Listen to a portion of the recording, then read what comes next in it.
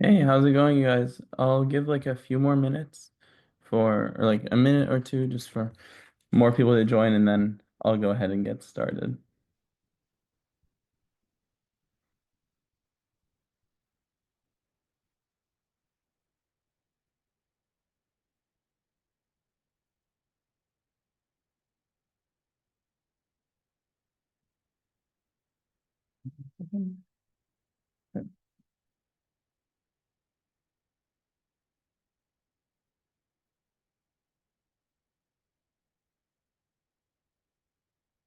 Perfect. So I'll just go ahead and get started. How are you guys doing? So today I'll be talking a little bit about vision-based retrieval augmented generation for RTMS, as well as some stuff about VLMs and how we can use it for real-time applications. Um, So my name is Yahya. I'm an AI researcher at the GM NLP lab. I'm also a machine learning engineer at Copart. And my primary research interest is in VLMs, how we can use like on-device stuff and stuff like that.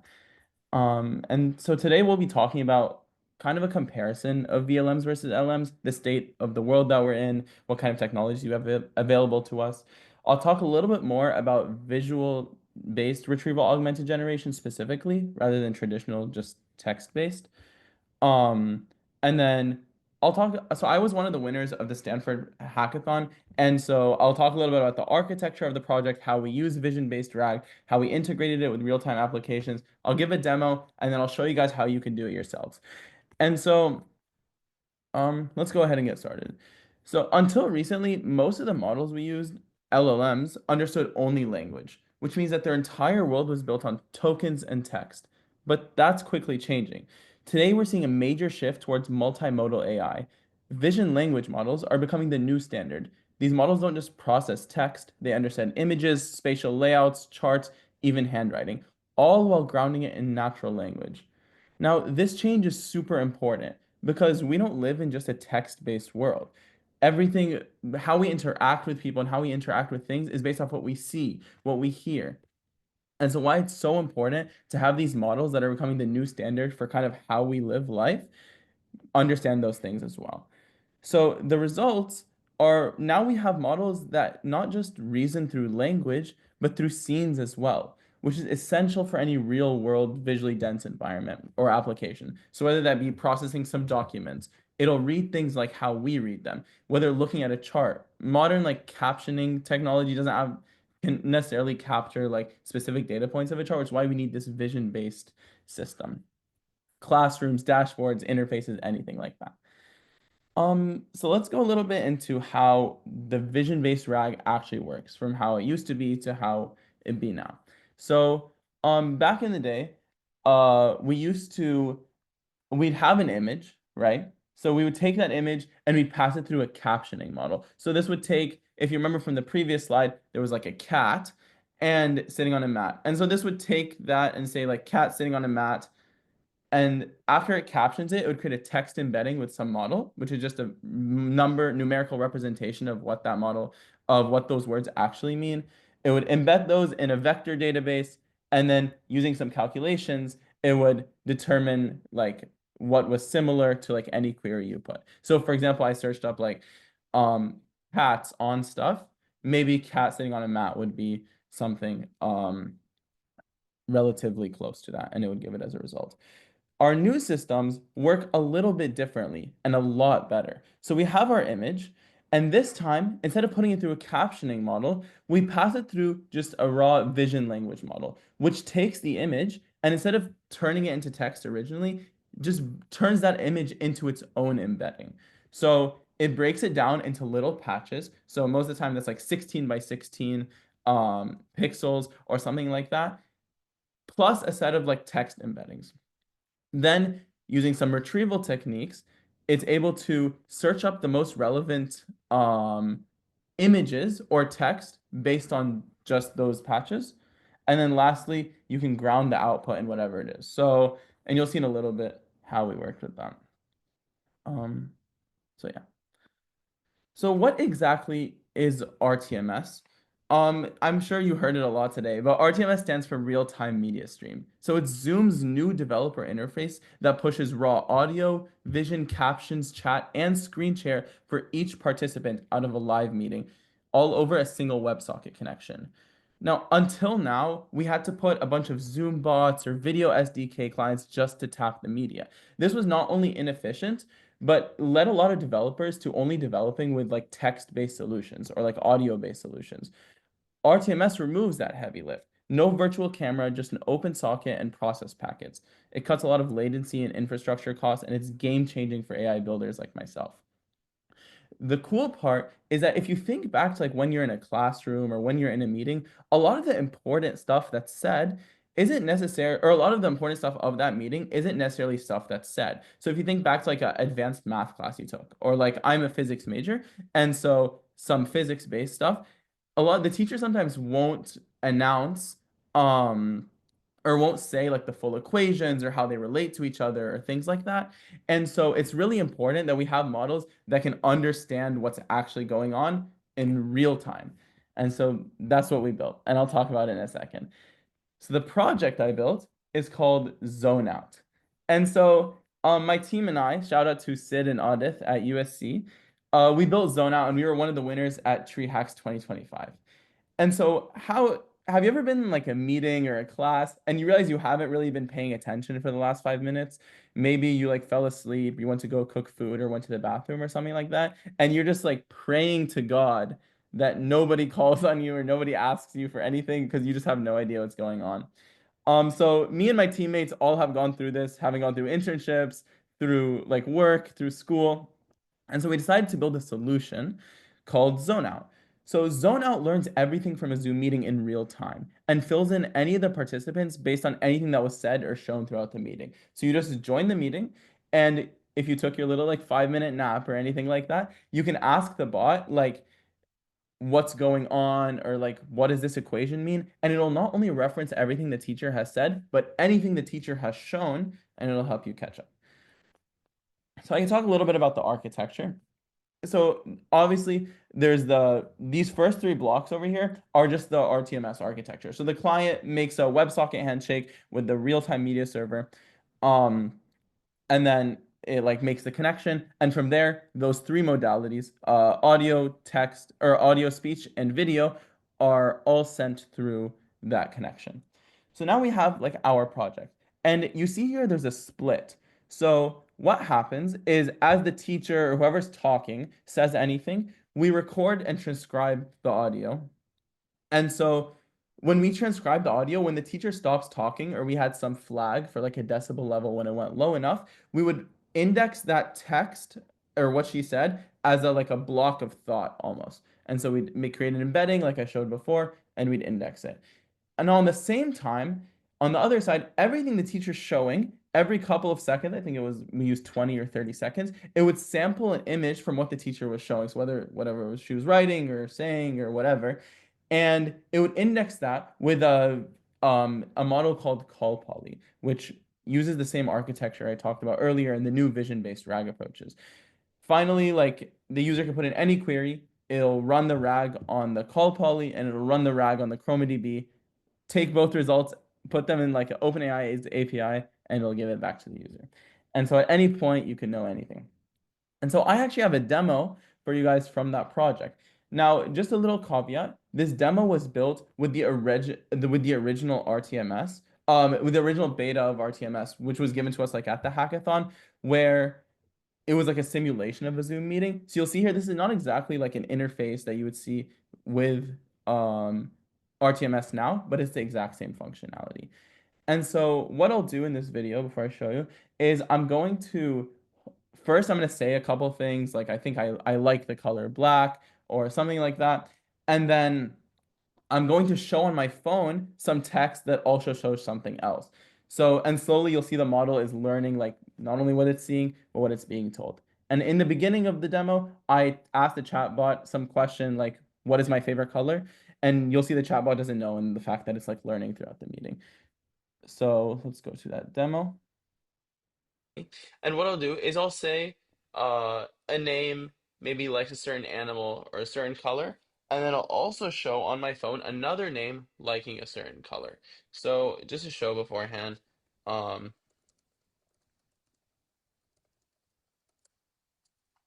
the show. Stan has no idea what my favorite color is. Yeah, no idea. Um, Perfect. Nothing. So what I'll do is I'll join the Zoom meeting. You'll see. Maya's favorite animal is a turtle. Maya's favorite color is green. You see, I'm showing my favorite color is black. Um, I think it went dark. I turned it back on. And then you'll see now I can ask it any questions. So I'm gonna ask it, what's Maya's favorite color or animal, I guess, first, and it should say turtle as it just learned. And it did. What is Maya's favorite or what is Yahya's favorite color? That's the one I showed on my phone. It should say black. Perfect. And lastly, what's Maya's favorite color? And it should say green.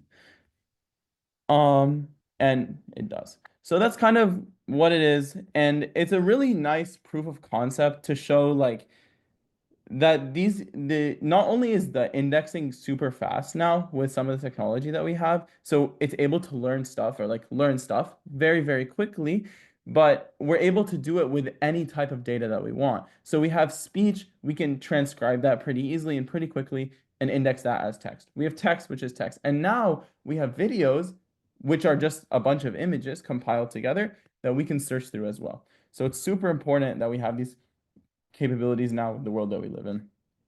Um, so I can take you a little bit through how you can set up your own mini version, kind of some of the technology that's happening in the back end. So, Perfect. so the And what I'll do is oh, so the model that was used is called ColPoly, and it was created by a few researchers. Um, It was created by a few researchers, and essentially what it does is it breaks the image down and turns those specific patches into embeddings, and then it embeds those, and you can search through them. So Bialdi is a wrapper written around call poly to make it really, really easy to use it. And that's what we used for like this application. And so all you have to do is install the packages. So you have Bialdi and Flash Attention to make things a little bit faster.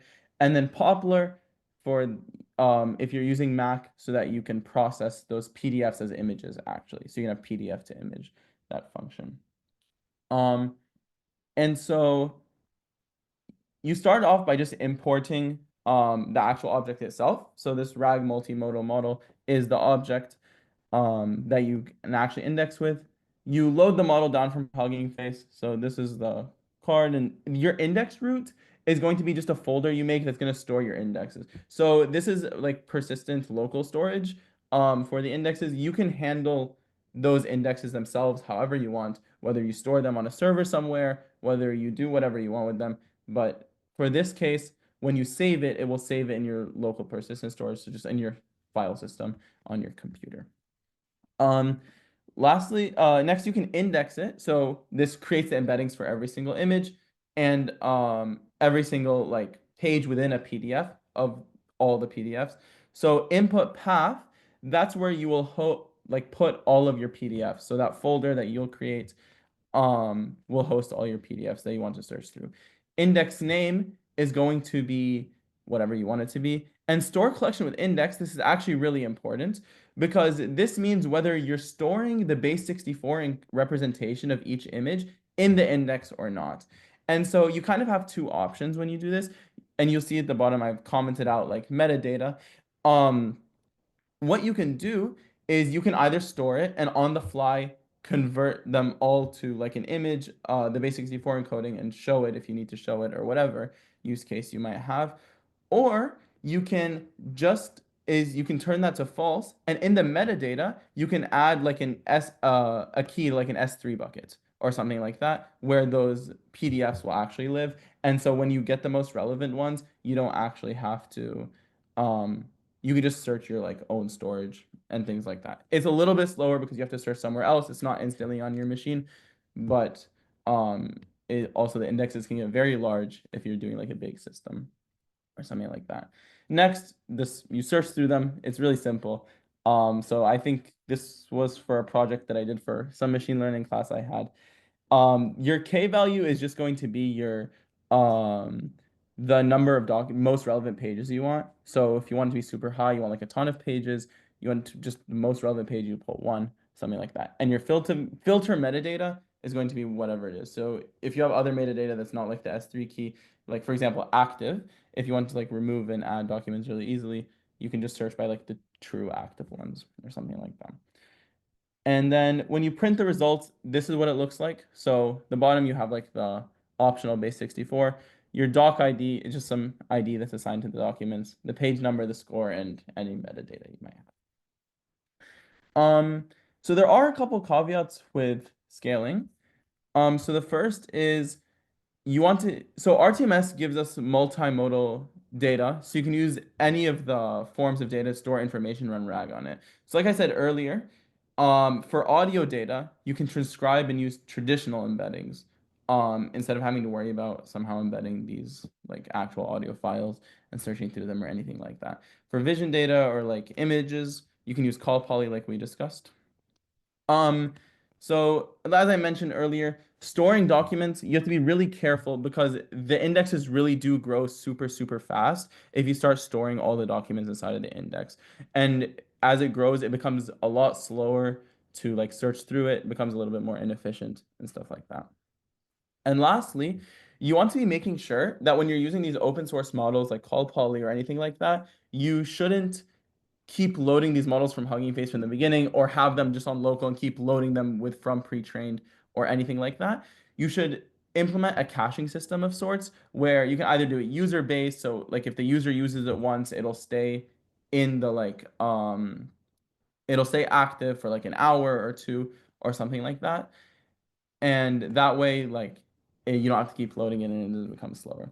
Also, one more thing that whenever you have here, you see that you have from pre-trained to load the model. You can also load the model straight from an index itself. So just change from pre-trained to from index, and you don't need to put the model card anymore. You just put index root, and then you can set the actual path of the index. So that's all. I have time for questions. Thank you so much for having me. And yeah, what questions do you guys have?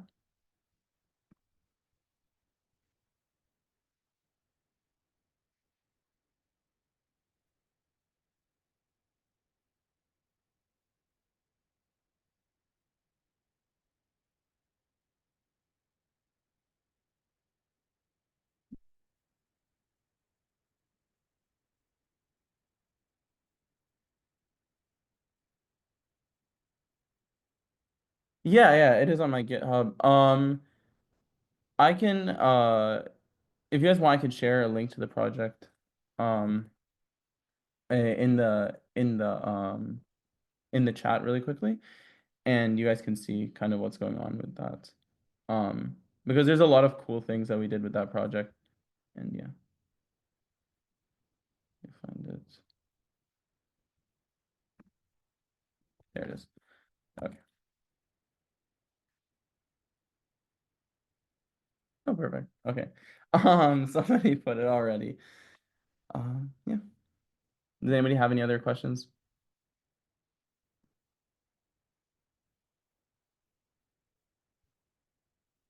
Oh, I see. Okay. Can it parse and deep search the images being shared in the Zoom call? Um, yeah, so it can. Uh, so images being shared, I assume you mean the like actual screen that's being shown. So yes, it can share. It parses them in the moment. So while the Zoom call is going live, you can search through anything that's already happened before, and it samples like once every 30 seconds or once every 20 seconds. Um, anything. Yes, any screen share, anything that's being shown. So it's all the same.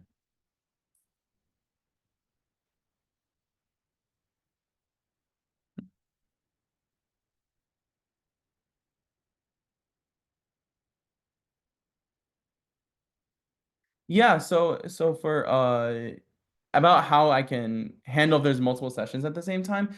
So that's where like the caching system comes into play. You might have to, it depends how you're handling different indexes. So if it's like let's say it's a project for like a classroom or something like that, and you're like doing an index per class, like these same students can access the same bot as long as it's cached at the same time. And so it should be able to the search queries happen in like milliseconds, and so it's not it like all happens instantly. And so that's fine. You just need to, if there's multiple indexes, you need to have multiple sessions of call poly, multiple instances of call poly running at the same time. So yeah.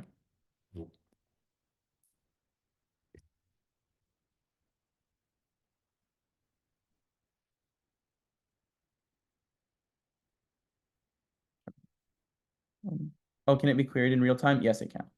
Everything's all happening in real time.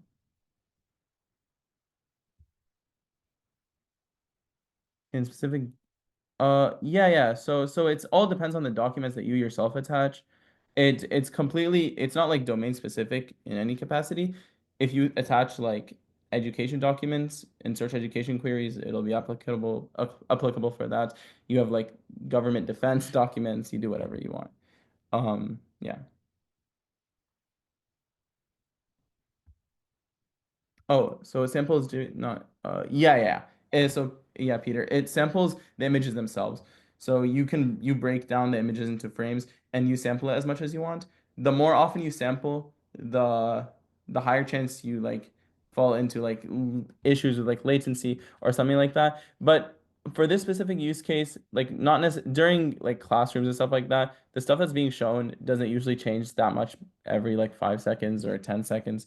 So you're essentially going to be indexing the same documents over and over again. Is there any tagging when something?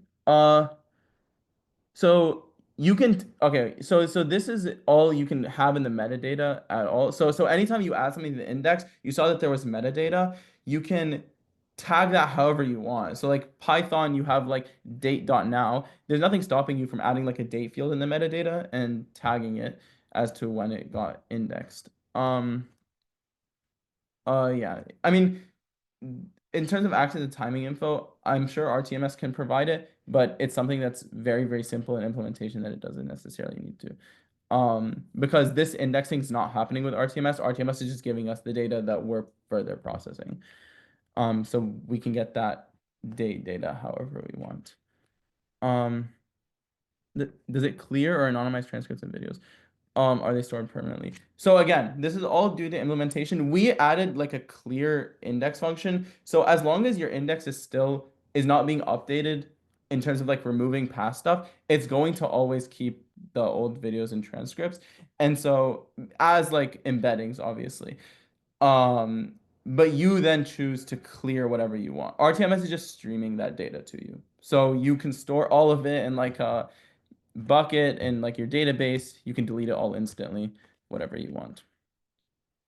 Um, the reasoning was done. Call poly is just for it's like just for doing RAG. So if the reasoning itself is all happening with like the OpenAI API, the call poly just getting the most relevant like documents um so that we can actually reason on top of them.